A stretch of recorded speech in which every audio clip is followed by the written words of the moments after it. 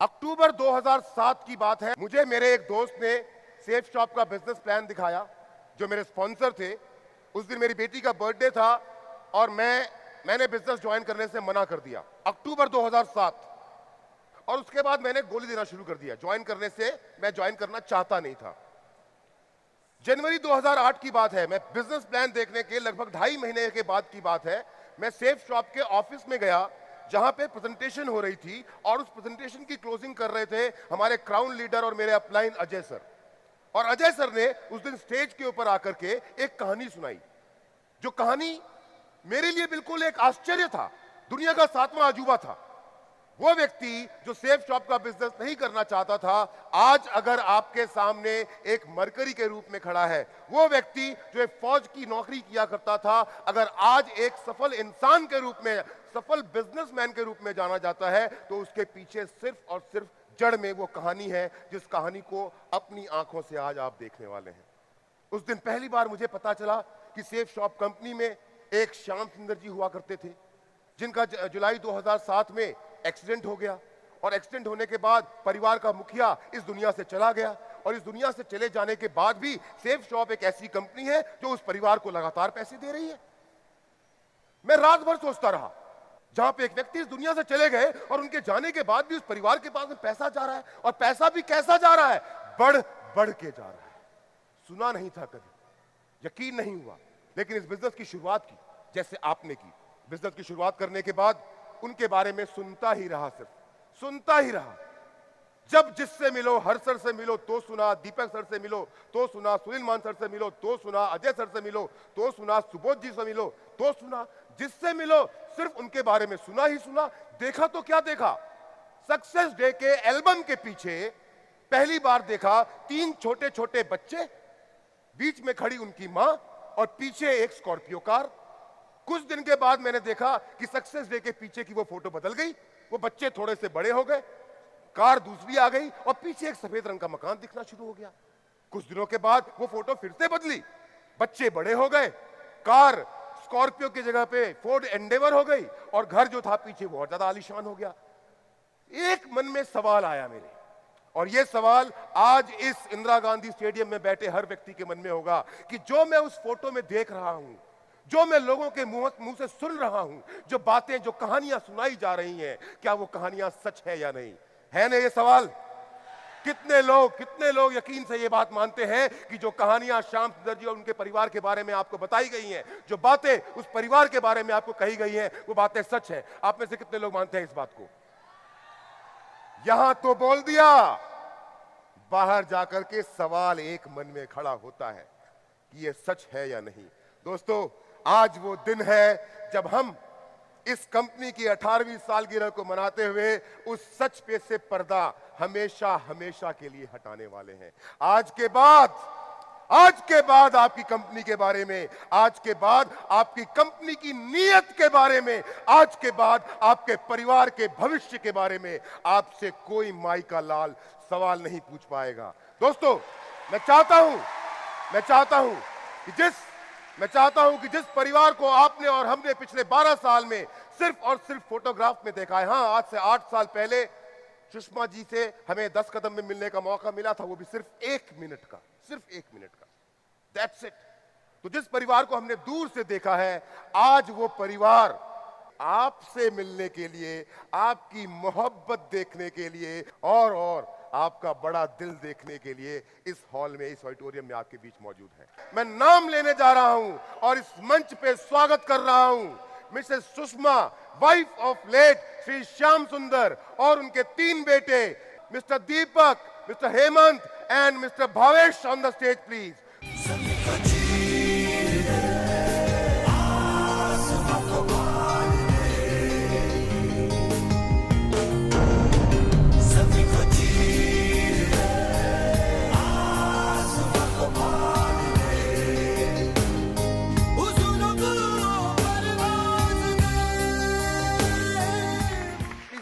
आइए बैठिए। भाभी जी, जैसा आपने मेरी बातों को सुना होगा अभी, आपके बारे में और आपके इस परिवार के बारे में हमने सिर्फ फोटो में देखा है। हम में से कोई भी आपसे कभी मिला नहीं। और श्याम सर की भी बात मैं अगर करूं तो श्याम सर की भी हमने सिर्फ कहानियां सुनी हैं। और खास करके मैं अगर अपनी बात करूं तो श्याम सर के डेथ के लगभग 7 से 8 महीने के बाद मैंने अपने बिजनेस की शुरुआत की थी, तो मुझे भी उनसे कभी मिलने का मौका नहीं मिला। एक्चुअली मैं अपने थ्रू बाकी सबसे को ये बताना चाहता हूँ और ये जानना चाहता हूँ कि सेफ शॉप आपकी ज़िंदगी में कैसे आया, और सेफ शॉप जब आपकी ज़िंदगी में आया तो उसके बाद क्या क्या बदलाव हुए, और फिर वो एक्सीडेंट, जिस एक्सीडेंट के बारे में हमने सिर्फ कहानियों में सुना है, उस एक्सीडेंट के बारे में अगर आप हमें कुछ बता सकें तो बहुत मेहरबानी होगी। हमारे तीनों बच्चे एक गांव में रहते थे। उस गांव में हमारे हस्बैंड जी कोचिंग पढ़ाते थे, वो साइकिल से पढ़ाते थे। ट्यूशन पढ़ाते ही वो अपना बिजनेस को ज्वाइन कर लिए थे, मुझे पता नहीं था। 1 साल हो गया, मुझे पता नहीं चला, और 1 रुपये का भी इनकम वो नहीं किए, और हम सुनते रहे। दूसरा साल जब हुआ तो हमारे घर में बातचीत चलने लगा कि अब कार मोटरसाइकिल आएगी। हम सुनते थे, बहुत खुशी होती थी कि क्या हमारे घर में मोटरसाइकिल आएगी। हमारे घर में मोटरसाइकिल आ गई। अच्छा, मतलब बिजनेस स्टार्ट होने के 1 साल के बाद मोटरसाइकिल आई? हाँ। अच्छा। फिर हमारे बच्चों को हमारे लिए वो कपड़ा नहीं था कि हम पहन सके, मगर कुछ दिन बाद हमारे बच्चों को हमको कपड़ा पहनने के लिए अच्छा मिलने लगा। कुछ दिन बाद बात चलने लगी हमारे घर में कि क्या कार आ जाती तो बहुत अच्छी होती। सुनते थे। तीसरी साल में हमारे घर में खुशी एक हुई कि कार की बातचीत चलने लगी। सुने, मगर कार भी आ गई। कौन सी कार थी पहली? छोटी कार। बेटा कार आ गई। मतलब पहले साल में कोई इनकम नहीं हुई, दूसरे साल में घर में मोटरसाइकिल आ गई, और तीसरे साल में कार भी आ गई। कार आ गई। बुरा मत मानिएगा, ये वही कार है जिस कार में श्याम सर का एक्सीडेंट हुआ था? हाँ, वही कार थी। अच्छा। हमारे पास जब कार आ गई तो मेरे खानदान में नहीं, पूरे मेरे मोहल्ले में वो कार नहीं थी, वो हमारे पास आ गई। हमको बहुत खुशी हुई। उनसे हम पूछ रहे हैं आप क्या करते हैं? वो बोले कि हम करते जो हैं, हम चलेंगे तुमको प्रोग्राम में लेकर, तब तुमको दिखाएंगे कि हम क्या करते हैं। गाजीपुर से बनारस जब हम गए तो पहली बार गए। जब प्रोग्राम में जा रहे हैं तो होटल में गए।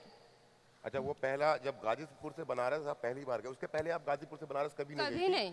श्याम सर को 3 साल हो गए थे बिजनेस करते हुए, पर आप कभी नहीं, गांव में ही रहते थे। पहली बार बनारस गए प्रोग्राम के अंदर में। जब होटल में गए तो बहुत खुश हुए कि हम तो आज होटल में आए हैं। रात भर मेरी नींद नहीं लगी उस खुशी की देखते हुए। फिर हम सुबह में जा रहे हैं प्रोग्राम में देखने के लिए। जब जा रहे हैं तो देख रहे हैं कि वहाँ हजारों लोग की भीड़ लगी हुई है।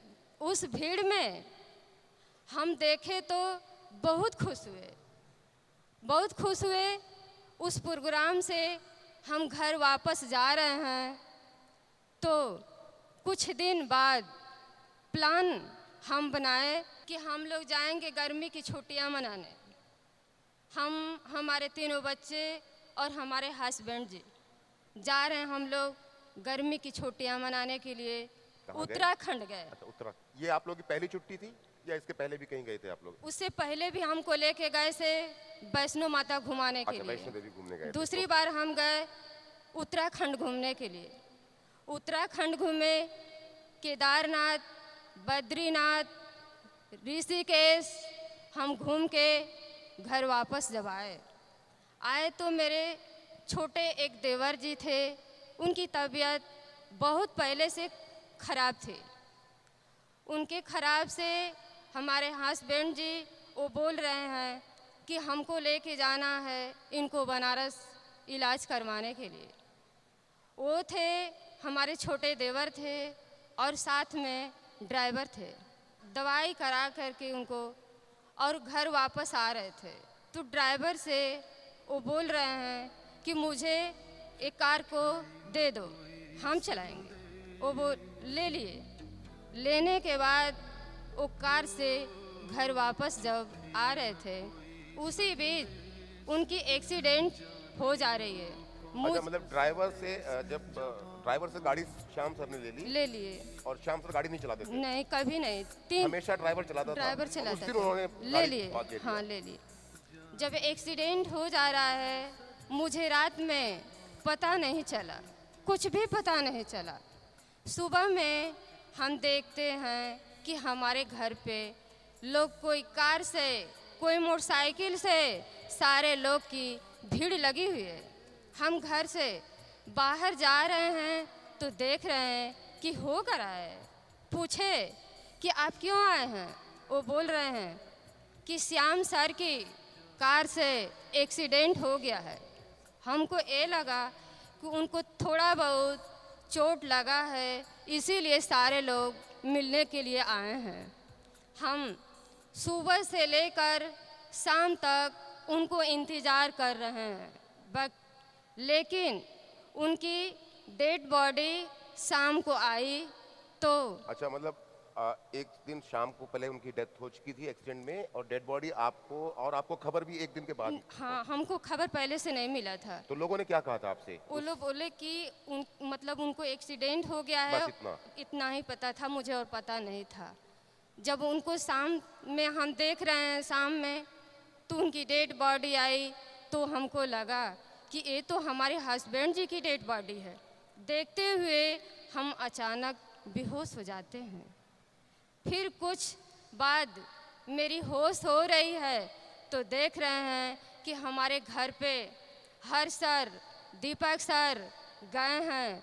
कुछ लोग मिलवाने के लिए वो जा रहे हैं। देखे फिर अचानक हम बेहोश हो जा रहे हैं। उसके बाद क्या हुआ मुझे पता नहीं चला। अच्छा, मतलब हर सर, दीपक सर तक दिल्ली में खबर पहुंच गई थी कि श्याम सर का एक्सीडेंट हो गया, पर आपको नहीं बताया गया था। हमको कुछ पता नहीं था। घर पे नहीं पहुंचे। नहीं। अच्छा भाभी जी, यहाँ पर एक बड़ा इंपॉर्टेंट सवाल मेरे दिमाग में आता है कि श्याम सर जब बिजनेस करते थे तो क्या आपके साथ बिजनेस को डिस्कस किया करते थे कि क्या कर रहा हूँ, कहाँ कहाँ पे काम चल रहा है, किस तरह का काम कर रहा हूँ? नहीं, हमको कुछ पता नहीं था। कुछ नहीं पता था। बिजनेस प्लान और कंपनी के बारे में भी आपको कुछ पता नहीं होगा शायद। अब तो पता है, उस समय शायद नहीं पता होगा कुछ। उस टाइम कुछ पता नहीं था। कुछ पता नहीं था। तो क्या आपको ये पता था कि जब श्याम सर की डेथ हो गई तो इंसान को एक झटके से बाहर निकलने में समय लगता है, क्योंकि इतना बड़ा हादसा हुआ परिवार में, कुछ जब दिन गुजरे होंगे, तो क्या आपको इस बात की खबर थी कि सेफ शॉप कंपनी किसी इंसान के ना रहने के बाद भी उसके परिवार को और उसके नॉमिनी को उसका पे आउट, जो उसके हिस्से का पैसा बनता है, वो देगी या देती है? ये क्या आपको पता था श्याम सर की डेथ के बाद? नहीं, मुझे कुछ पता नहीं। आपको कुछ नहीं पता था? आपके लिए एक तरह से दुनिया खत्म हो गई? हाँ, कुछ नहीं था, हमको पता ही नहीं था कि क्या हुआ, नहीं कुछ पता नहीं था। फिर आपको कब पता चला कि हाँ सेफ शॉप पैसा देगा आपको? ये बात आपको कब मालूम चली? पता चला कि हमको दीपक सर पूछे कि भाभी अपना अकाउंट खोलो और हमको खाता नंबर और चेक नंबर दे दो, और उसी दिन से ऐसा कोई हफ्ता न हो कि हमारे अकाउंट में पैसा नहीं गया हो। उस दिन से और आज तक।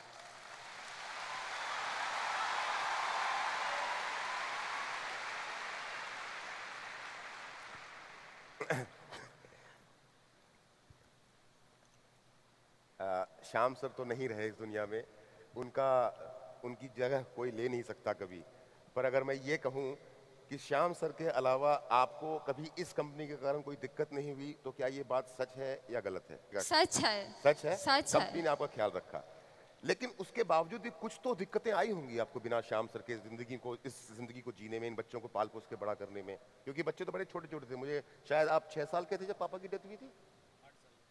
8 इयर्स। आप 8 इयर्स के थे। और आज आप कितने साल के हो गए? 19 के। आप भावेश कितने साल के थे? Near about 1 to 2 years.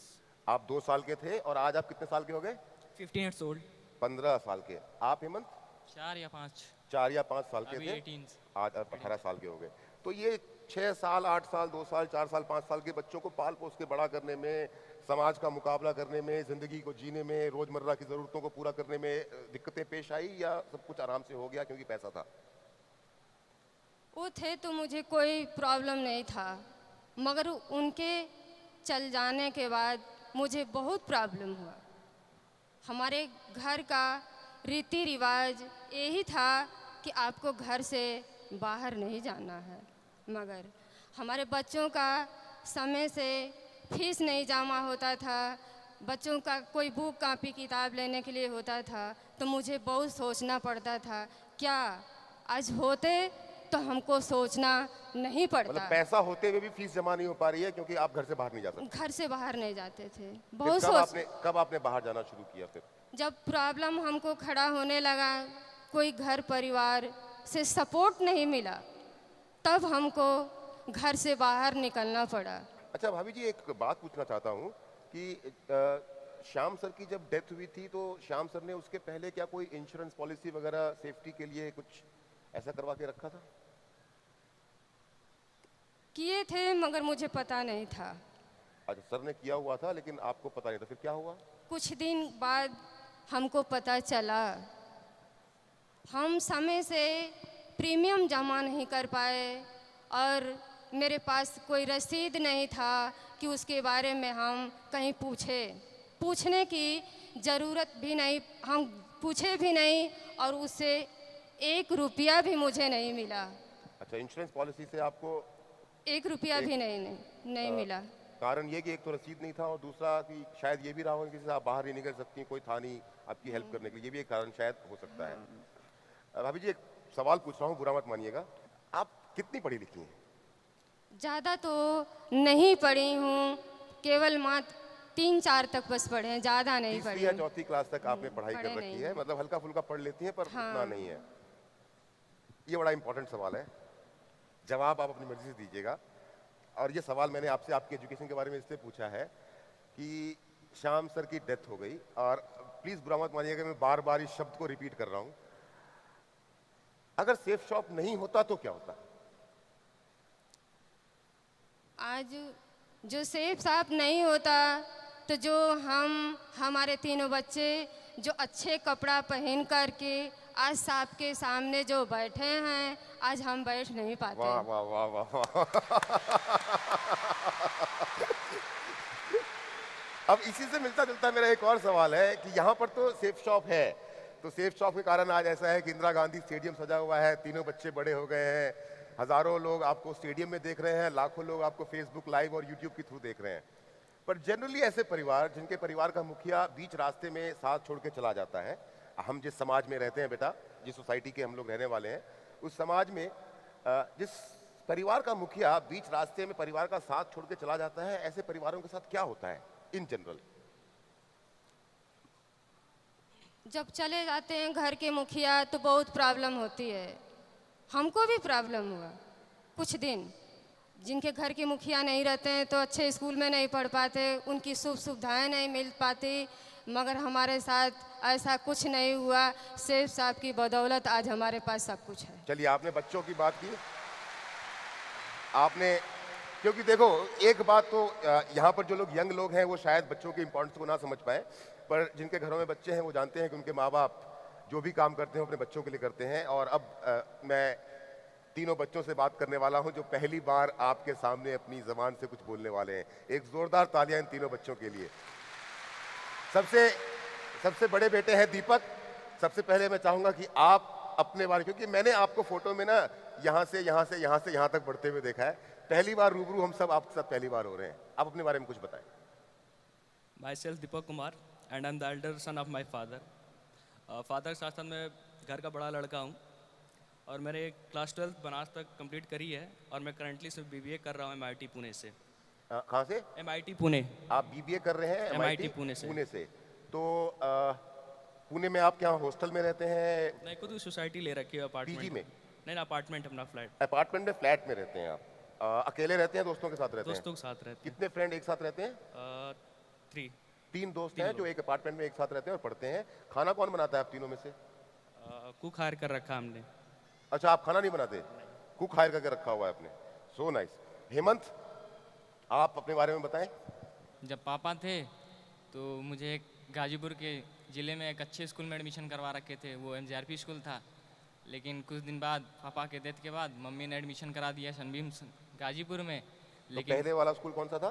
MJRP public school. MGRP public school. हाँ। उसके बाद फिर बाद में कुछ दिनों बाद मम्मी सोची कि नहीं, अब तुम्हें यहाँ पे नहीं पढ़ना है, तुमको सनबीम गाजीपुर में ही डाल देते हैं। ये पिताजी के डेथ के बाद। अच्छा, पिताजी के डेथ के हाँ। बाद आप तो कौन सा स्कूल बेटर था दोनों में से? अभी तो बेटर सनबीम गाजीपुर था। अच्छा, लेकिन कुछ दिनों बाद मम्मी की सोच कुछ और बढ़ी कि नहीं, तुमको गाजीपुर में ही नहीं पढ़ना है, बल्कि यूपी के नंबर 1 टेक हम बोर्डिंग स्कूल में डाल देंगे। अच्छा। हमको मम्मी बोर्डिंग स्कूल में ना डालो, लेकिन फिर भी मम्मी बोली नहीं, तुमको अच्छे से रहना है और अच्छे सोसाइटी में रहना है और ऐसे लाइफ नहीं जीना है। हम ठीक है मम्मी भेज दो, तो हमें नंबर 1 टेक हम बोर्डिंग स्कूल में डाल दी, जो अभी फिलहाल का बनारसी में है। क्या वो नाम है? सनबीम सन सिटी स्कूल है। सनबीम सन सिटी स्कूल, जो अच्छा हाँ, उसका तो बहुत नाम, क्योंकि बनारस एयरपोर्ट से बाहर निकलो तो सनबीम सन सिटी का ही हाँ। पूरा का पूरा जितनी होर्डिंग वो सबसे बड़ा स्कूल सबसे बड़ा वाराणसी स्कूल का। वो है। अभी तुमने एक बात कही, मम्मी की सोच बहुत बड़ी हुई। बेटा, मम्मी की सोच नहीं बड़ी हुई, तुम्हारे पापा की आईडी में चेक बड़ा होता चला गया धीरे धीरे करके। बुरा मत मानिएगा, हंसना भी बहुत जरूरी है। भावेश, आप बताइए अपने बारे में कुछ। Myself Bhavesh. Currently, I'm studying class 9th from Sunbeam Gazipur. I am the youngest son of my father and mother. After completing my 10th, for further studies, I would like to join Sunbeam Sun City. As my अच्छा, brother, same school में जाना as my चाहेंगे? brother told that it is the number 1 hostel and school in UP, Uttar Pradesh. So right. तो भावेश, आप अपनी पढ़ाई पूरी, because you are the youngest, आप सबसे Yes, छोटे बेटे हैं, yes. आपको तो पापा याद भी नहीं होंगे शायद, Yes. है ना? आप बड़े होकर के क्या करना चाहते हैं? फ्यूचर के क्या प्लान है आपके? After completing my studies, I would like to join civil service. Oh, so great, so nice, so nice. और दीपक, आप क्या करना चाहेंगे? I would like to join my company. अच्छा, you would like to join safe shop. भाई, हमको एक हाँ, Hemant. One of the successful entrepreneur. Oh, you want to become a जरूरत पड़ी तो सेफ शॉप तो है ही। अच्छा, भैया के लिए तो सेफ शॉप है ही, ये दूसरा कोई बिजनेस करेंगे। दीपक, जैसे मैंने भावेश से कहा कि भावेश को तो पापा का याद भी नहीं होगा, बहुत छोटा था। तुम बड़े थे, 8 साल के आसपास के थे, क्योंकि हमने और यहाँ पे बैठे ज़्यादातर लोगों ने ना तुम्हारे पापा को देखा भी नहीं है, मिले भी नहीं है, सिर्फ सुना ही सुना है उनके बारे में। तुम्हारे मुंह से जानना चाहते हैं तुम्हारे पापा की कुछ यादें जो तुम्हें अब भी याद हो, जो तुम्हें अब भी थोड़ा सा। क्लास सेकेंड में था मैं तब। जैसा सभी जानते हैं कि जैसे एनुअल पेपर खत्म होता है उसके बाद स्कॉलरशिप या डिस्ट्रीब्यूशन प्राइज डिस्ट्रीब्यूशन होती है, उसमें सेरेमनी होती है। तो I got first rank in class second. अच्छा। तो पेरेंट्स को बुलाया गया, जिसमें फादर हमारे अटेंड हुए उसमें। तो उनको स्पीच देनी पड़ी मेरे बारे में और मतलब स्कूल के बारे में, तो मुझे प्राउड मोमेंट फील होता है उस टाइम। अच्छा, मतलब आपके स्कूल में आपके पापा को बुलाया और आपके पापा ने स्टेज से खड़े होकर के आपकी पढ़ाई की? हाँ, पढ़ाई की। ऑब्वियसली, मैं भी अगर वहाँ होता तो मैं भी बहुत प्राउड फील करता। Proud feel.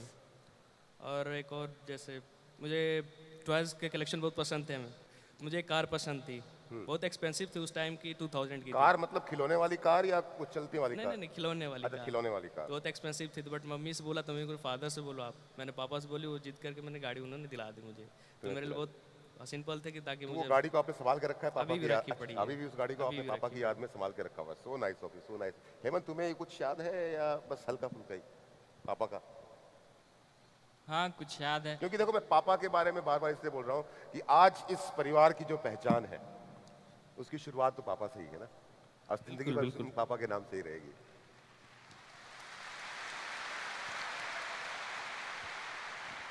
हाँ, जब मैं छोटा था, स्कूल नहीं जाता था, पढ़ाई में मन नहीं लगता था, तो हमें वो दिन भी याद है जब पापा हमें मार मार के भेजा करते थे। अच्छा नहीं लगता था स्कूल जाने में, लेकिन उनके मारने के बदौलत आज हम हमेशा रेगुलर अटेंड करते हैं पापा स्कूल। से रोज मार खाते थे तुम? हाँ, स्कूल नहीं जाया करते थे। अच्छा, ये बड़ा नटखट बेटा है, इसको पापा की अच्छी बातें याद पढ़ने नहीं है, में on पापा की मार average याद है। पढ़ने नहीं जाना चाहते थे फिर? तो फिर वो मार याद है हमें अभी तक, अभी और तक उसके याद वजह से हमेशा रेगुलर अटेंड करते हैं उसी स्कूल। कारण आज इतने बढ़िया स्कूल में आप पढ़ भी रहे हो। भावेश, आप ना जब आपके फादर का एक्सीडेंट हुआ हेमंत, होगा, हाँ हेमंत, तब उस समय आपकी एज ऐसी थी जिस समय ना कुछ चीज़ें लोगों को याद होती हैं, कुछ चीज़ें याद नहीं होती, कुछ चीज़ों की समझ होती है और कुछ चीज़ों की समझ नहीं होती। तो क्या जब आपके पापा का एक्सीडेंट हुआ और उनकी डेथ हुई तो क्या आपको पता चल गया था कि हाँ मेरे पापा नहीं रहे, या लोग मम्मी आपकी और आपके दोस्त लोग झूठ बोलते रहे आपसे? क्योंकि भावेश तो बड़ा था और सॉरी भावेश तो बहुत छोटा था और दीपक तो बड़ा था, पर आप बीच में थे उस समय, एक ऐसी एज में जहाँ पे कुछ याद होता है कुछ याद नहीं होता है, कुछ समझ में आता है कुछ समझ में नहीं आता। ज़्यादा तो नहीं याद है, फिर भी मम्मी से पूछा करते थे, मम्मी ये बताओ पापा कहाँ है, तो मम्मी बोल दिया करती थी बेटा पापा मीटिंग में गए, हो सकता है शाम तक आ जाएंगे या रात तक आ जाएंगे। फिर बाद में हमेशा यही बात करके टाल दिया करती थी। तो फिर कुछ दिन बीते, कुछ महीने बीते, तो फिर बाद में आखिर में पता चल ही गया पापा नहीं रहे। आप में से किसी ने पापा की कोई वीडियो कुछ ऐसा देखा रवि? पहले की वीडियोस क्लिप देख रखी है अंकल, जो उनके डायमंड की प्रमोशन हुआ, डायमंड की तालकटोरा प्रमोशन स्टेडियम। तुमने भावेश? मैंने भी डायमंड प्रोशन डायमंड प्रमोशन देखा है। हम एक वीडियो है जो श्याम सुंदर जी का, मैंने वही एक वीडियो देखा हुआ है और उसको हजारों लाखों करोड़ों लोगों को हमने दिखाया हुआ है, हम भी देखना और मैं एक बार चाहता हूँ कि हम भी उसको सब मिलकर के देखें। दोस्तों, देखना आसान, सुनना आसान, करना बहुत कठिन होता है। अगर मैं अपनी जिंदगी का नाम बताऊं तो उसका नाम सिक्योर लाइफ है।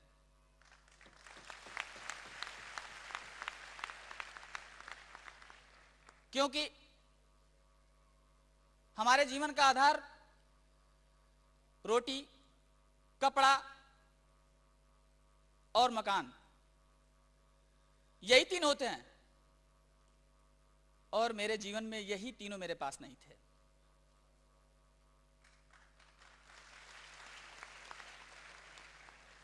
इतना ही नहीं, लाखों रुपए कर्ज के साथ मेरे सर से माता पिता का साया भी उठ गया था। किसी तरह से रोटी की व्यवस्था कर पाता था। क्या यही लाइफ होती है? नहीं, नहीं होती है। बट जब से मेरी जिंदगी में सिक्योर लाइफ आई, मेरा जीवन ही बदल गया। जब से मेरी जिंदगी में सिक्योर लाइफ आई, जब से मेरी जिंदगी में safe job I, I can understand, पुरानी यादें आ जाती हैं। थोड़ा सा मैं भी इमोशनल हो रहा हूँ। दीपक, कभी जिंदगी में रोजमर्रा में कभी ऐसा फील करते हो कि काश मेरे पापा मेरे साथ होते? काश। अंकल, जैसा कि आप सभी जानते हैं कि स्कूल में पेरेंट्स मीटिंग होता है, पेरेंट्स मीटिंग में पेरेंट्स को पहुंचना बहुत जरूरी होता है। तो उसमें पेरेंट्स को अपने फादर को बहुत मिस करता था, क्योंकि मम्मी सीधी साधी इतना इंटरेक्ट नहीं कर पाती थी, करती थी उतना इंटरेक्ट नहीं कर पाती थी। तो मैं वहाँ बहुत अपने आप को, अच्छा, मम्मी को टीचर से इंटरेक्ट करने में दिक्कतें आती थी। तो मैं सोचता था कि काश मेरे पापा होते तो इंटरेक्शन बहुत अच्छा होता मुझे बहुत। और जैसे कि स्पोर्ट डे होता है स्कूल में, तो प्राइज सेरेमनी में मैं जाता था स्टेज पे, तो पापा का नाम होने में बहुत फील करता था, काश मेरे पापा होते तो मुझे देख सकते, प्राउड मोमेंट लगता कि मेरा बेटा इतना कामयाबी पे है। मैं बहुत फील करता था। और जैसा कि मैंने पहले बताया अंकल कि मैंने पुणे में MIT में एडमिशन ले रखा है, तो मैं यहाँ से बनारस से पुणे फ़्लाइट की टिकट खुद कराई, अपने एकोमोडेशन मैंने खुद देखी। और होता है ना कॉलेज का फर्स्ट डे जो पेरेंट्स लेके जाते हैं, पेरेंट्स फोरम होता है अंकल, तो उस कॉलेज में मैं ऐसा था, मैं सिंगल था जो विदाउट पेरेंट गया था। मैं सिंगल अपना अटेंड करा और फिर चला आया। तो मैं वहाँ बहुत फील किया कि काश मेरे पापा तो मुझे ये कॉलेज तक छोड़ने अच्छा, आते। मतलब जिस दिन आप कॉलेज में पहले दिन गए थे तो सभी बच्चे अपने पेरेंट्स के साथ आए थे, आप अकेले थे जो अकेले थे? मैं अकेला उस कॉलेज में था, मैं अकेले गया था अटेंड करने के लिए। अच्छा, पूरे बैच में आप अकेले थे जो बिना पेरेंट्स के आए हुए? तो मैं वहाँ फील किया कि काश मेरे पापा तो आज मुझे छोड़ने आते। हेमंत, सेम एज भैया टोल्ड, जब पेरेंट्स टीचर मीटिंग हुआ करती थी या पेरेंट्स फोरम हुआ करते थे, तो वो भी फादर को बुलाया बर्थडे जाता का था। केक काटते समय कि मम्मी के बगल में पापा भी होते।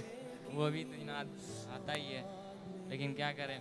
फिर बाद में पेरेंट्स को बुलाया करता था, तो उस दिन मम्मी आया करती थी, तो मम्मी ज़्यादा इंटरेक्ट नहीं कर पाती थी, टीचरों से इंटरेक्ट उतना बढ़िया से नहीं कर पाती थी।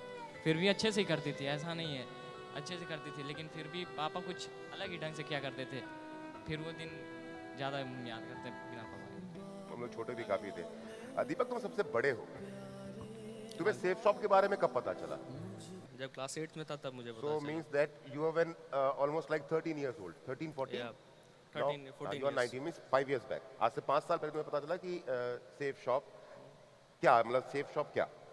मैंने बिजनेस की बाइबल पढ़ी हुई थी घर पे, मैंने उसकी पढ़ी तो मैंने सिर्फ देखा कि ये बिजनेस प्लान, मतलब ये बाइबल पढ़ी हुई है, पापा की प्रमोशन मतलब ऐसे हुई थी, उनकी स्टोरी लिखी हुई थी और क्या लेबल है उनके, मैंने बस इतना। तो बिजनेस बाइबल के थ्रू आपको मालूम चला कि सेफ सेफ शॉप शॉप है। में, और क्योंकि उसमें आपके पापा की स्टोरी छपी हुई थी, और उनके लेबल ओके, मेंशन। उनका लेवल भी लिखा हुआ था। So what do you know about safe shop right now? अब तक क्या पता है आपको सेफ शॉप इस कंपनी के बारे में? बस ये पता है कि हमारे हर हफ्ते में 1,90,000 आ जाते हैं 10% टीडीएस काट के। मुझे बस ये पता है ट्रांजेक्शन हफ्ते में आ जाते हैं। तो हिम्मत, तुम्हें क्या पता है सेफ शॉप? अब कब पता चला तुम्हें सेफ शॉप के बारे में? ज़्यादा कुछ तो नहीं पता, लेकिन याद है दिल्ली आए थे उस टाइम 10 कदम का प्रोग्राम फंक्शन था, शायद 10th एनिवर्सरी थी शेप शॉप की। तो भाभी जी, जब वो 10th एनिवर्सरी में आप आई थी तो बच्चे साथ आए थे क्या आपके? तीनों बच्चे साथ में आए थे। अच्छा, स्टेज पे तो आप अकेली आई थी उस बार? तीनों बच्चे नीचे थे, हम अकेले थे। अरे भाभी जी, आपकी वो वीडियो ना मैंने स्पेशली कटवा के रखी है, आपने सिर्फ 1 मिनट 30 सेकंड बात की है।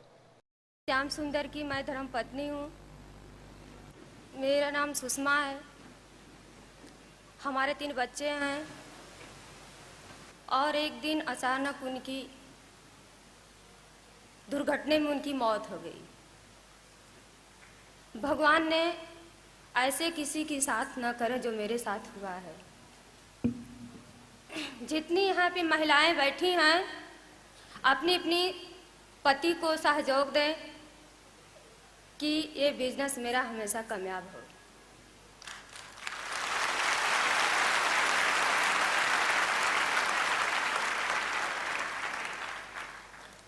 एक अपने खुद की मकान बनवाई हूँ, एक मैं कार ली हूँ, एक अच्छे से स्कूल में बच्चों का नाम एडमिशन हुआ है, मेरे बच्चे अच्छे स्कूल में शहर में पढ़ भी रहे हैं।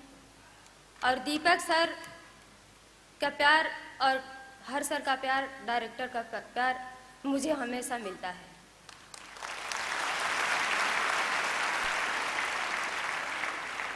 और उन लोग को मैं धन्यवाद देना चाहती हूँ। अब एक सवाल यही आपसे पूछता हूँ कि आपको सेफ शॉप के बारे में क्या पता है? 1,90,000 वाली बात तो हो गई, लेकिन आपको क्या पता है सेफ शॉप के बारे में? इससे पहले तो हमको कुछ नहीं पता था। उनको, हमारे हस्बैंड जी थे तो उनको पता था। कुछ दिन बाद हमको पता चला। अच्छा, क्या क्या जानती हैं आप सेफ शॉप के बारे में? कुछ नहीं। अच्छा, ये बड़ा अजीब सा जवाब हुआ। आपने कहा कुछ दिनों के बाद मुझे पता चला, और मैंने जब आपसे पूछा कि क्या जानती तो आपने बोला कुछ नहीं। अब एक सवाल और पूछता हूँ, सेफ शॉप में आप किन किन लोगों को जानती हैं? हमारे दुख सुख में हर सर और दीपक सर मिले तो उनको हम जाने। कुछ दिन पहले आपको देखे, आज आप हमारे सामने बैठे हैं। तो आप इतनी बड़ी कंपनी के अंदर में हर सर, दीपक सर के अलावा, और हमारी मुलाकात तो इसी इंटरव्यू के लिए आज से 4 महीने पहले हुई थी कि आपको जब बताया गया था कि इंटरव्यू होगा। आप हर सर, दीपक सर के अलावा किसी को नहीं जानते थे। हेमंत, आप किसी को जानते हो सेफ शॉप के अंदर में? अब ये मत बोलना आपको जानता हूँ, क्योंकि हम सामने बैठे हुए हैं। मेरे अलावा किसी को जानते हो? नहीं, सिर्फ दीपक अंकल और हर्ष अंकल। आप सिर्फ दीपक अंकल को जानते हो। दीपक, आप किन किन को जानते हो सेफ शॉप के अंदर में? मैंने तो स्टार्टिंग से हर्ष अंकल और दीपक अंकल को जाना, शुरू से अंत तक मुझे सपोर्ट किया। हर्ष अंकल को, दीपक अंकल को। और पिछले 3 महीने पहले आपसे ऑफिस में मिला था, मैं आपको जानता हूँ। और अजय अंकल को मैं मिला था ऑफिस में, इंट्रैक्शन सेशन नहीं मिला, फिर भी वहाँ जानता हूँ। और मान अंकल को मैं जानता हूँ ऑफिस में, उनसे भी इंट्रैक्शन। अब मैं तुम्हारे उस सवाल पे आता हूँ, जो सवाल क्योंकि मुझे भाभी से भी पूछना था और दीपक से, हेमंत से भी पूछना था। बेटा, एक बहुत सिंपल सा सवाल है कि एक कंपनी है, जो कंपनी तुम्हारी फैमिली को हर सप्ताह पैसा दे रही है, क्या कभी जानने की कोशिश नहीं की कि वो कंपनी करती क्या है? 10,000 रुपए सप्ताह से, 17,000 रुपए सप्ताह से शुरू होकर के 2 लाख रुपए सप्ताह तक तुम्हारे पापा की आईडी। पापा की आईडी पता है? पापा की आईडी पता है? पता है। क्या? भोलू ENT। भोलू किसका नाम है ये बताओ पहले। मेरा। अच्छा, पापा ने आईडी तुम्हारे नाम पे ली थी। So nice. चलो ये तो कम से कम पता है। तो क्या कभी ये जानने की कोशिश नहीं की कि एक ऐसी कंपनी जो पापा के ना रहने के बाद भी हमारे घर में इतना पैसा भेज रही है और हर सप्ताह भेज रही है, बिना नागा किए लगातार आ रहा है, कभी भी एक दिन डिले नहीं हुआ, तो मैं जानूं उस कंपनी के बारे में कि है क्या चीज़ ये। जनरली अंकल यंग एज में क्या होता है कि सब कुछ फैसिलिटीज पूरी हो जाती है तो इतना सोचने की जरूरत नहीं पड़ती है। क्या क्या क्या सब कुछ इतनी फैसिलिटी मेरी पूरी होती रहती है तो मुझे यकीन नहीं। अच्छा, जब सब कुछ मम्मी से पूरी हो जाती है इच्छाएं, तो बाकी और जानने की जरूरत ही क्या है। चलो फिर हम क्विज गेम खेलते हैं। ये बताओ हमारी कंपनी कौन कौन से प्रोडक्ट प्रमोट करती है? कोई भी जवाब दे सकता है। हमारी कंपनी के प्रोडक्ट बताओ। कुछ नहीं पता मैं है। भी नहीं पता। है जी, कुछ नहीं। अच्छा हमारी कंपनी में कितने नेटवर्क होते हैं, कितने लेग होते हैं? Left and right leg. अच्छा, ये मालूम है हाँ, कि ये पता है। लेफ्ट एंड राइट होते हैं। ये पता है कि आईडी रिन्यू होती है भाभी जी? पहले तो थे तो रिन्यूअल कराते थे, हमको पता नहीं नहीं, तो था। जब पहले श्याम सर थे तब तो आपको कुछ पता होने की जरूरत नहीं थी ना। श्याम सर के बाद आपको ये मालूम है कि आईडी रिन्यू होती है। हर साल 590 रुपए लगते हैं आईडी रिन्यू करवाने में। हम जब फोन कर देते हैं तो दीपक सर रिन्यूअल करा देते हैं। आज तक आपने आईडी भी रिन्यू नहीं कर रिन्यूअल पाया। नहीं करवाते हैं। अच्छा, पापा की टीम साइज मालूम है? नहीं, मैंने बाइबल पढ़ी 17,000 की। जब वो जो बाइबल बिजनेस बुक में आपने पढ़ा था कितना? 17,000। 17,000 के बाद क्या पापा की टीम बढ़ी नहीं? पता नहीं। पता नहीं। भाई श्याम सर की टीम के जितने भी एसोसिएट यहाँ पर हैं, सब खड़े हो जाओ अपनी जगह पे। ये है बेटा तुम्हारे पापा की टीम। ये है वो टीम जो तुम्हारे पापा पीछे छोड़ करके गए थे। एक बार चिल्ला के बताना। आवाज वहां तक पहुंचानी है, जोर से। सो nice of you, thank you. बैठ जाइए। जब बेटा आपके पापा की डेथ हुई थी ना, तो आपके पापा अपने पीछे 17,000 लोगों का एक नेटवर्क छोड़ के गए थे। जो 17,000 लोगों का नेटवर्क आज बढ़ते बढ़ते 4.5 लाख से ज्यादा का हो गया है।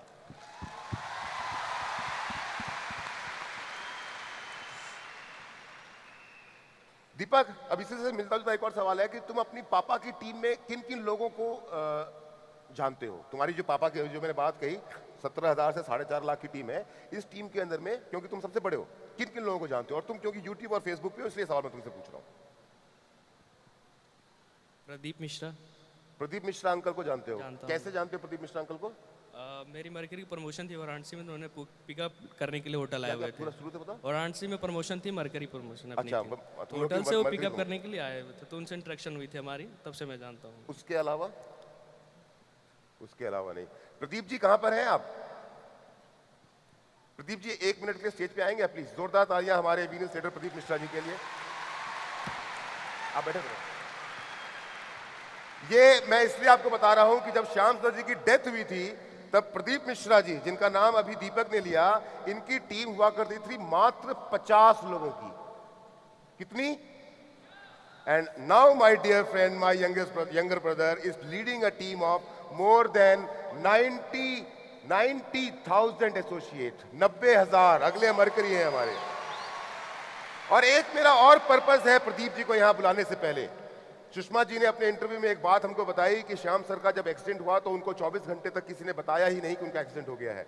जब हर सर दीपक सर दिल्ली से इनके घर गाजीपुर पहुंचे, तब इनको बताया गया कि श्याम सर अब नहीं रहे। लेकिन श्याम सर के एक्सीडेंट के बाद जो पहला व्यक्ति उनके पास पहुंचने वाला था, वो पहला व्यक्ति जिसने वो सब कुछ किया जो परिवार का सदस्य करता है अपनों के लिए, वो करने वाला कोई और नहीं, हमारा छोटा भाई प्रदीप मिश्रा था। और प्रदीप भाई,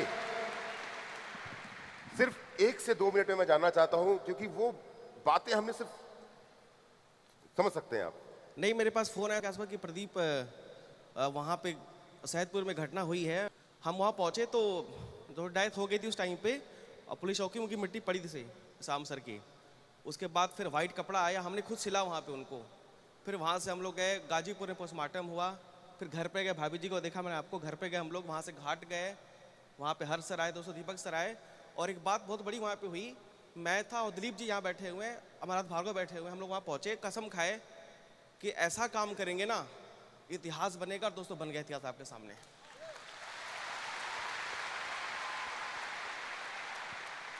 और अभी तो बहुत कुछ करना बाकी है फ्रेंड्स, अभी तो बहुत कुछ करना बाकी है। Thank you Pradeep ji, so nice of you, thank you. Shyam ji की डेथ के बाद आपने जो कसम खाई है उस कसम को मरते दम तक निभाएंगे हम।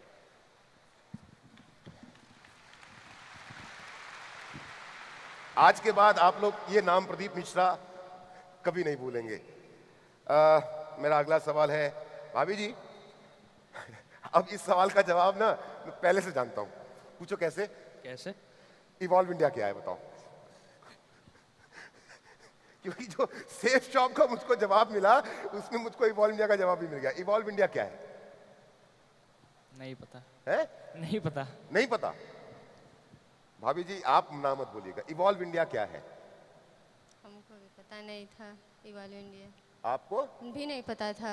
कभी सुना है आपने ये इवॉल्व इंडिया करके? नहीं। सुना भी नहीं कभी आपने इवॉल्व नहीं। इंडिया? दीपक बेटा ज़्यादा तो नहीं, बस ये फेसबुक और यूट्यूब पे अपडेशन आती है तो इवॉल्व इंडिया थ्रू आती है, बस ये पता है। तो क्या पता है, मतलब वो जो मुझे बस लिखा ये रहता पता है है इवॉल्व इंडिया कि से? इवॉल्व इंडिया ऑर्गेनाइजर, बस इतना पता होता है। इवॉल्व इंडिया ऑर्गेनाइजेशन क्या करता है? इतना आइडिया कुछ नहीं है, बस ये इतना पता है idea? कि पोस्ट अपलोड करती है, इवॉल्व इंडिया सब ऑर्गेनाइज करती है, बस इतना। और इवॉल्व इंडिया का ऑर्गेनाइजेशन है, इतना ही पता है बेटा। अभी आज सीख लो एक चीज, क्योंकि अल्टीमेटली तुमको हमारे साथ ही काम करना है, कि तुम्हारे पापा की टीम तुम्हारे ना रहने के बाद जो 17,000 से 4.5 लाख तक पहुंची, इन बिटवीन क्या हुआ कि जितनी भी सेल्स आई उन सेल्स के बदले का जो कमीशन का चेक बनता था हर वीक, वो आपके घर पे ईसीएस के थ्रू आपकी मम्मी के अकाउंट पे पहुंचता रहा। ये सेफ शॉप का काम था और सेफ शॉप ने अपना ये काम ईमानदारी से किया, बिना किसी शक और बिना किसी नियत में खोट लाई किया। लेकिन ये 17,000 की टीम को 4.5 लाख तक पहुंचाने में जो सबसे बड़ा योगदान है वो इवॉल्व इंडिया सपोर्ट सिस्टम का है, जिसको हर सर और दीपक सर लीड करते हैं।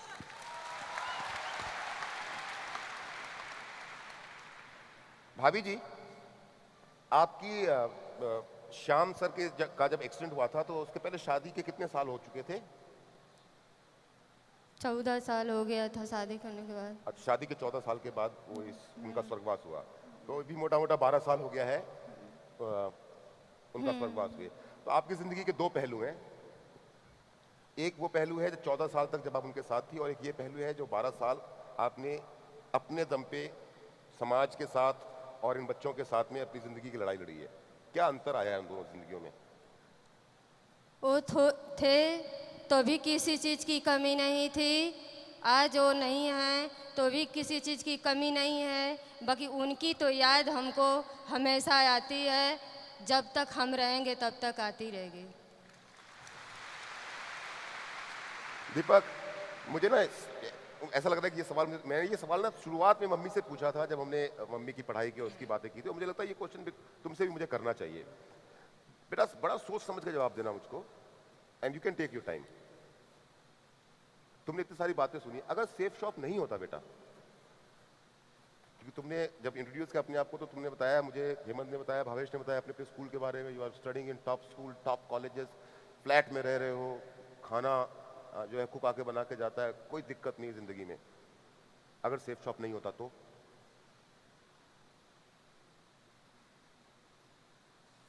जर्नी अंकल मैंने क्लास 12 वाराणसी में पूरी करी है अपनी, वाराणसी में कंप्लीट करी है अपनी, बनारस में रह के। तो मैं वहाँ रहा हूँ और वहाँ से मैं पुणे चलाया, शिफ्ट हो गया।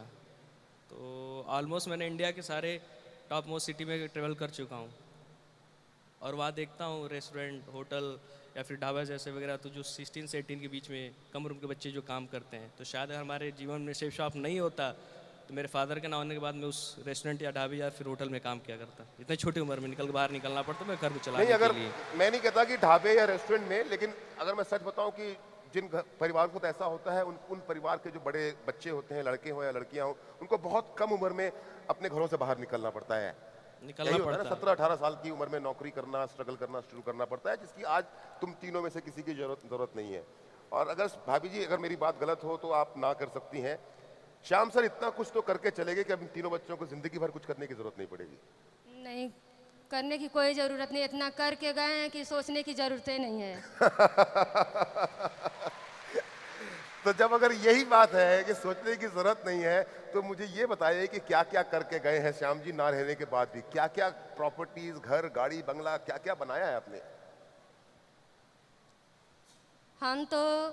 हम हमारे तीनों बच्चे हम गांव में रहा करते थे। उस गांव का नाम है गोविंदपुर, गाजीपुर जिला। हमारे बच्चों को वो सुविधा नहीं मिलता था, इसीलिए हम गांव से किराया की मकान में आ गए। अच्छा, ये श्याम सर जब तक थे तब तक आप लोग गांव में ही रहे हैं? हाँ, हम गांव में रहते। उनके टाइम पे आप गाजीपुर शिफ्ट नहीं किए थे? नहीं। श्याम सर के जाने के बाद आप लोग गाजीपुर शिफ्ट किए, और वो भी किराए पे? किराए के मकान में थे 1.5 साल।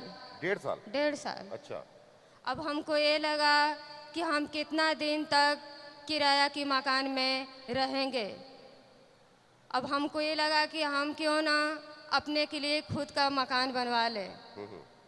एक छोटा नहीं, बहुत बड़ा प्लाट हमने खरीद रखा। कहाँ पे? गाजीपुर में। कितना बड़ा प्लॉट? वो 3 बीसे का प्लाट है।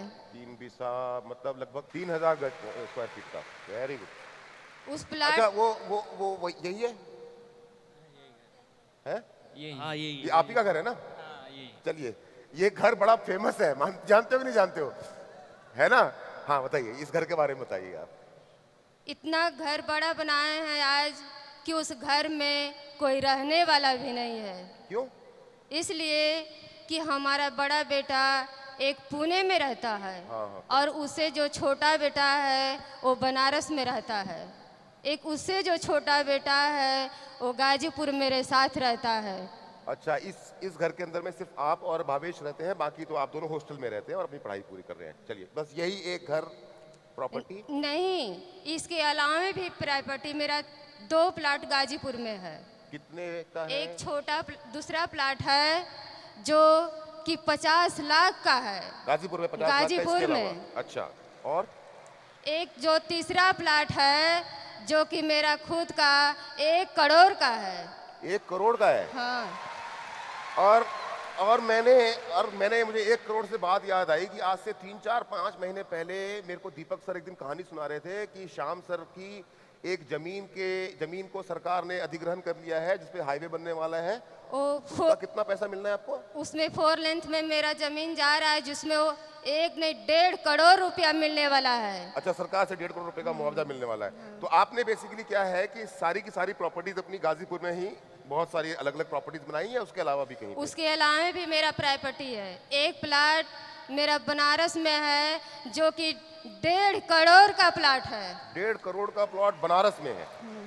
गाजीपुर और बनारस के अलावा कहीं और? उसके अलावा भी मेरा एक प्लाट है जो कि लखनऊ में अंसल ग्रुप में है, जो कि 2 करोड़ का प्लाट है। ये है? यही है आपका प्लॉट? यही है ना? यही है। सिर्फ प्लॉट या कुछ और गाड़ी है। वाड़ी? और मेरे पास पहले एक थे, हमारे हस्बैंड जी का कार था, वो छोटी कार थी। उसके अलावा एक हमने स्मार्ट कार वो स्कॉर्पियो लिए हैं, टॉप मॉडल स्कॉर्पियो है।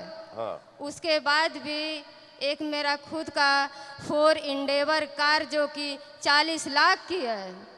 अच्छा, इनके अलावा 40 लाख रुपए का 4 एंडेवर कार है ये वाला? Okay, so nice. अब जो मुद्दे की बात है वो ये है, आप पढ़ी लिखी ज्यादा है? नहीं पढ़े हैं। नहीं पढ़ी लिखी है। क्या सेफ शॉप के अलावा आपके पास पैसे आने का, कमाई का कोई जरिया है? गांव घर में, वो गांव का नाम क्या बताया था आपने? गोविंदपुर। गोविंदपुर में जमीन बेच के आपने ये सब कुछ खरीदा? नहीं। तो ये पैसा आया कहां से? ये पैसा हमारा सेठ साहब की बदौलत सारा पैसा मानता ही नहीं, मैं कोई नहीं मानता। नहीं, सेठ साहब की बदौलत है। मुझसे लोग ये सवाल पूछते हैं कि सेफ शॉप तो पैसा देता ही नहीं है। अंकल वेट, एक बात बताता हूँ। जब फादर नहीं थे तो हम लोग काफ़ी छोटे थे, और अभी भी छोटे ही हैं, अभी भी पढ़ाई ही करते हैं। उस टाइम काफ़ी छोटे थे, तो फादर ही जो थे वो सोर्स ऑफ इनकम थे, और उनके ना रहने के बाद वो सेफ शॉप थी, और उसी के बदौलत सब चीज़ दिख रहा है। बेटा, मैं ये सवाल ना बार बार इसलिए पूछा क्योंकि लोग भी अक्सर ये सवाल बार बार पूछते हैं, क्या सेफ शॉप सच में आपको पैसा देता है? और सेफ शॉप नहीं होता तो आज हमारा वजूद नहीं होता, आज मैं यहाँ बैठा नहीं होता, आपके सामने मैं स्पीच नहीं दे पाता। बुरा मत मानिएगा मेरी बात का, मैं यही जवाब आपसे एक्सपेक्ट कर रहा था, क्योंकि यही सवाल लोग हमसे पूछते हैं। नहीं, लोग कोई कंफ्यूजन ना रखे, आज जो भी है तो सेफ शॉप की बदौलत है यहाँ पे। दीपक, अभी हमने, मम्मी ने वो कार की बात बताई, मुझे मालूम है कि ये फोर्ड एंडेवर कार तुमने अपने बर्थडे पे एक फैमिली गिफ्ट के रूप में खरीदी व्हेन यू टर्न्ड 18, जब तुम 18 साल के हुए, so you decided that now you can drive, legally drive, so you purchase this car, is it right? या इज राइट। ये कार कितने की है बेटा? 40 लाख। 18 साल की 18वीं बर्थडे पे, अपने 18th बर्थडे पे एक लड़का अपने आप को खुद फैमिली के साथ डिस्कस करके एक कार गिफ्ट करता है जिसकी कीमत कितनी है बेटा, फिर से बोलना? 40 लाख। 14 या 40? 40 40 लाख। 40 लाख रुपए की कार खुद को गिफ्ट करता है। ना तालीस पे मत बजाओ, तालीस पे मत बजाओ। मुझे दीपक सर के थ्रू पता चला है कि इस कार को खरीदने के पीछे एक बड़ी इंटरेस्टिंग सी कहानी है, याद है कुछ? कौन सी स्टोरी है? जब तुम ये कार खरीदने के लिए जा रहे थे तो कुछ लोन वोन रिजेक्ट हो गया था।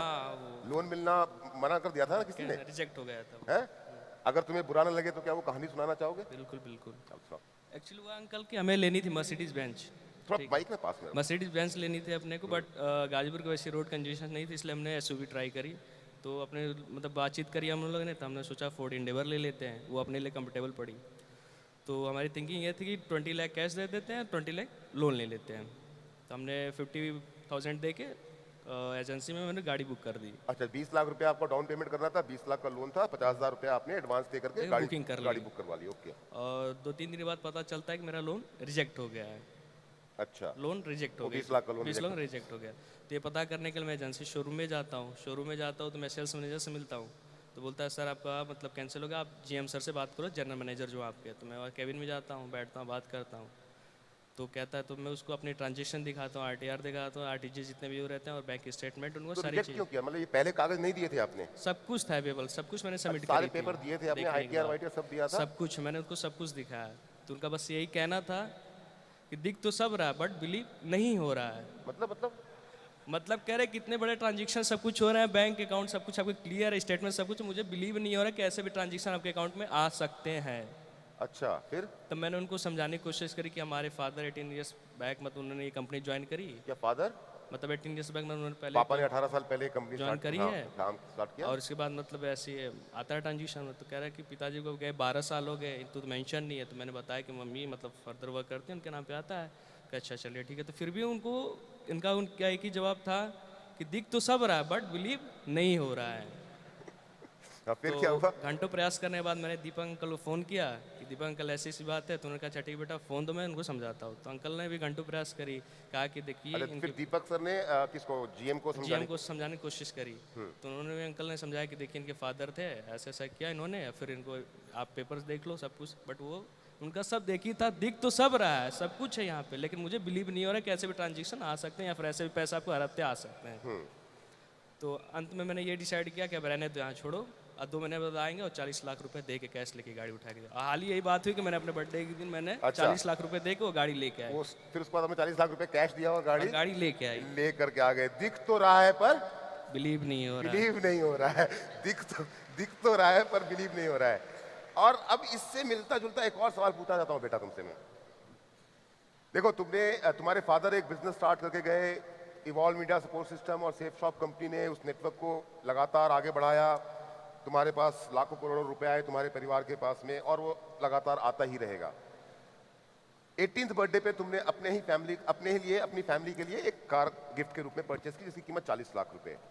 बेटा, कोई तुम्हारे दोस्त यार जान पहचान में कोई ऐसा तुम्हारा फ्रेंड है जिनकी फैमिली में उनके फादर के साथ कोई एक्सीडेंट हो गया हो और वो भी उनके फादर भी ना हो? तुम्हारा कोई फ्रेंड ऐसा तुम्हारी क्लासमेट क्लास 9 का था, वो मेरा क्लासमेट हुआ करता था। क्या 10th क्लास में?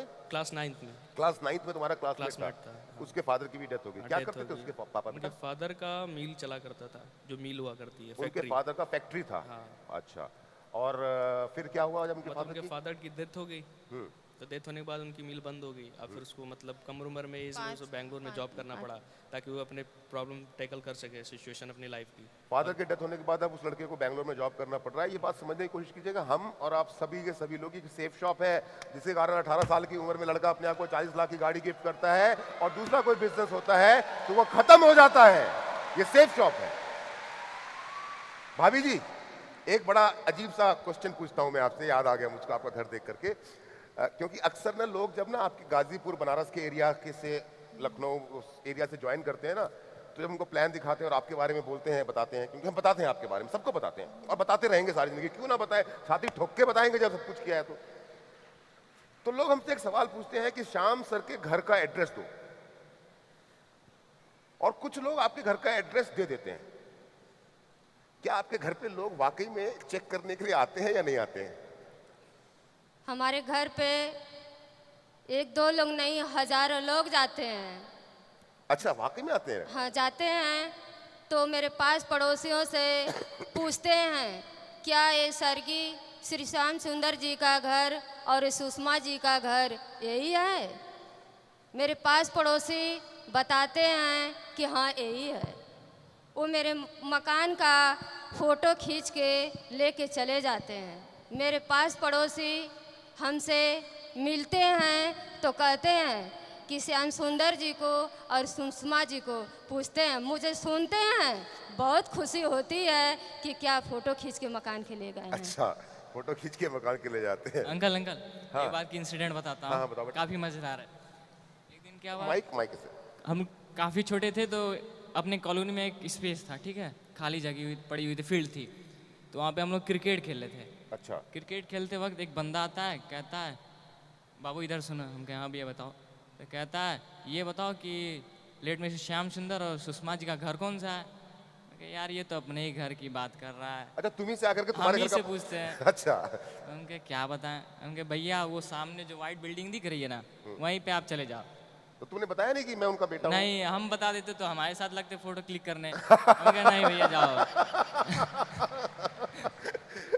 तो तुमने उनको बताया नहीं अपने नहीं घर की बताया तरफ? और हम अपना खेलने लगे। सो नाइस, सो नाइस। तुम्हारे दोस्त कॉलेज में पूछते हैं क्या करते हो, तुम्हारे पापा क्या करते हैं, तुम क्या करते हो, तुम्हारी मम्मी क्या करती हैं?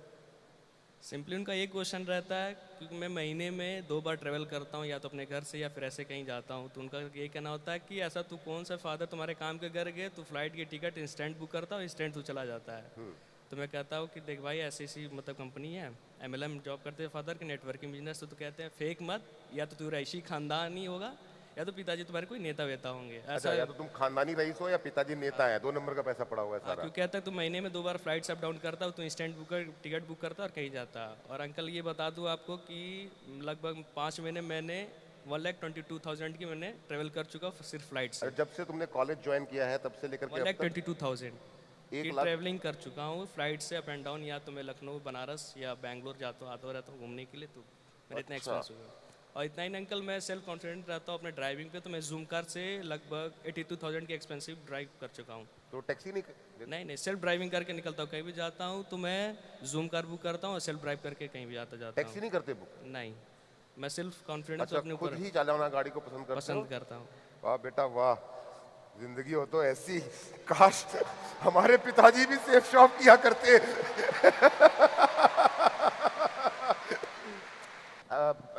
हेमंत, आखिरी बार तुम, अब उसने तो अपने जहाज की बात बताई, आखिरी बार तुम ट्रेन में कब बैठे ये बताओ मुझको। काफी दिन हो गए। वही पता है ना 10 कदम वाला प्रोग्राम था दिल्ली में, जब आया था उसी दिन बस बैठा था। अच्छा, आज से 8 साल पहले 10 कदम बस, के लिए बस। बैठे थे, उसके हाँ। बाद नहीं बैठे कभी? हाँ जी। आखिरी बार बस में कब तुम में से कोई बैठा है? तीनों भाइयों में से आखिरी बार बस का सफर कब किया तुमने? बस जो सड़क पे चलती है।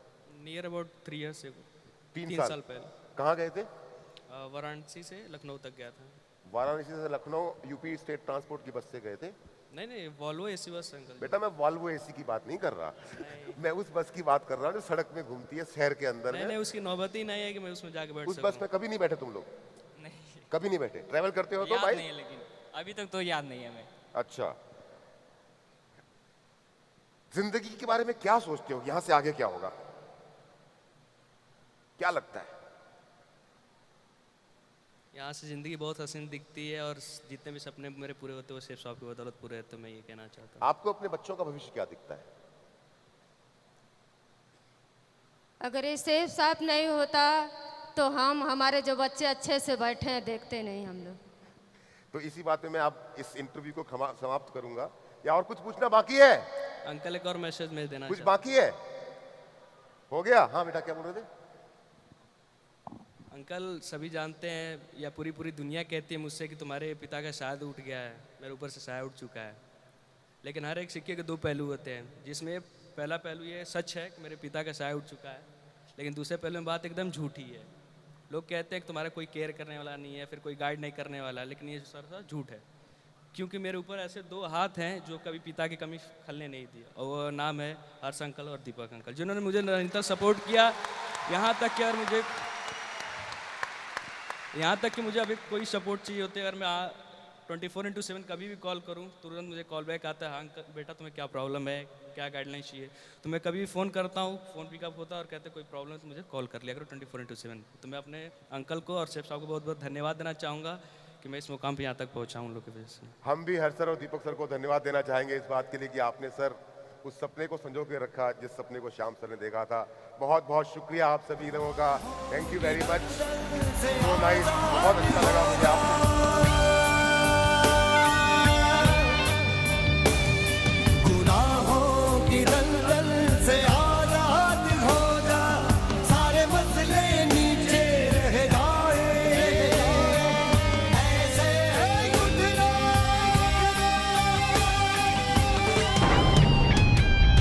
खुदी को बुलंद इतना, खुदी को बुलंद इतना, खुदी को बुलंद इतना, खुदी को बुलंद इतना, खुदी को होकर बुलंद इतना।